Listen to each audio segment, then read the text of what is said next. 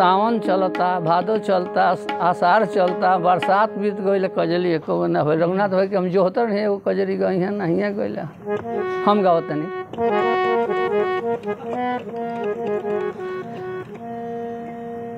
भक्त बैठा है भगवान के तलाश में, ध्यान कर रहा है, लेकिन दिखाई देते नहीं हैं। स्वामी जी ने क्या कहा?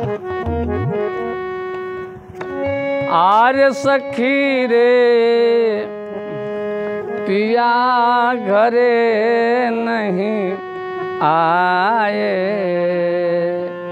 रतिया कैसे कटी है ना। सखी रे पिया घरे नहीं आए, रतिया कैसे कटी है ना। कैसे कटी है ना रतिया, कैसे कटी है ना रति रे पिया कहीं घर आए, रतिया कैसे कटी है ना।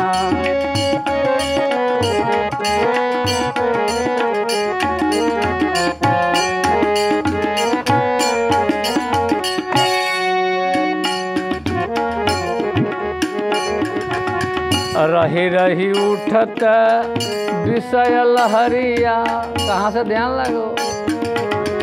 रही रही उठत विषय लहरिया, जिया घबरा लेना पिया हो, जिया घबरा लेना सखी रे पिया घरे नहीं आए, रतिया कैसे कटी है ना।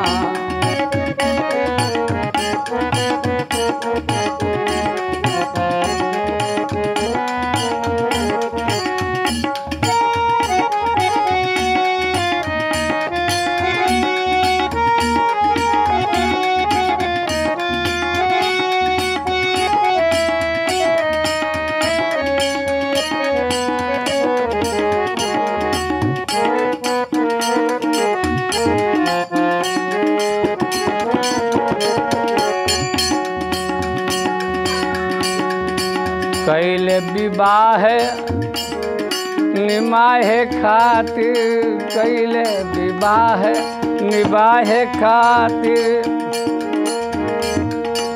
सनुरा दर के नाम मंगिया में, सनुरा दर के नाम सखी रे पिया घरे नहीं आए, रतिया कैसे कटी है ना।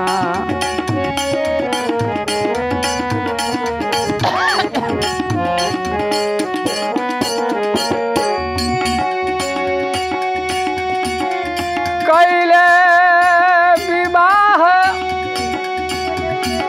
निभाहे खातिर,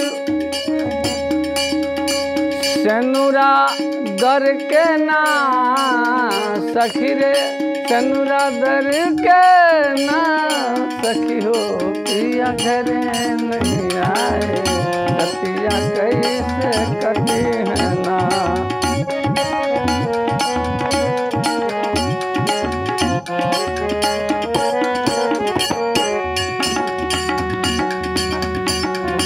खोज पुछार हमरो करत नाही, खोज पुछार हमरो करत नाही,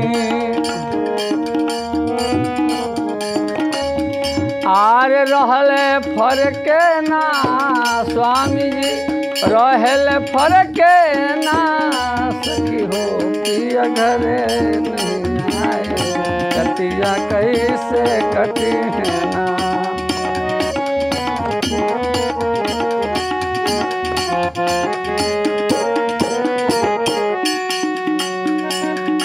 जगन्नाथ पियवा बिनु हमरो, जगन्नाथ पियवा बिनु हमरे, आरे हियरा तर से ना हियरा तर से ना सखी रे पिया घरे नहीं आए,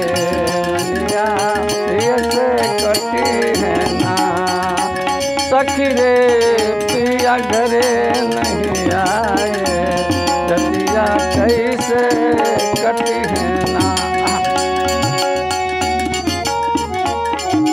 हो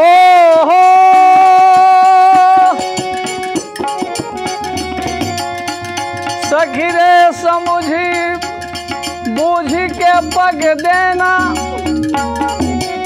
नाही तो गोता खाएगा। अतन दुर्लभ फिर मिलिहन नहीं, जो जहराएगा। 84 फिर भोगना परी है, देखी पछताएगा। सतगुरु सब दहिया में बारो, भय मिट जाएगा। जगन्नाथ हरि भजन करो, तो फंदा कट जाएगा। ए सखी रे पिया घरे नहीं आए,